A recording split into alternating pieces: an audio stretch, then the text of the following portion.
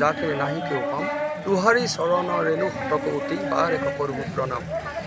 সৰ্বপ্ৰথমে মই সমগ্ৰ আজি ইয়াত উপস্থিত ভকত বৈষ্ণৱক আমি সশ্ৰদ্ধা প্ৰণিপাত জনাইছোঁ। আজি আমাৰ জগতগুৰু শ্ৰীমন্ত শংকৰদেৱৰ যি 577তম গুৰু জয়ন্তী ভাগ আমাৰ জেলসমূহ গাঁওবাসীয়ে ইয়াত উলহ-মালহে উদযাপন কৰিছিল। 4দিনীয়া কাৰ্যসূচীৰ অন্তত আজি শেষত আমাৰ যি বৰ্ণাঢ্য সাংস্কৃতিক শোভাযাত্ৰাত আৰু যথেষ্ট আমাৰ আমন্ত্ৰিত দলে আহি ইয়াত অংশ লৈছে।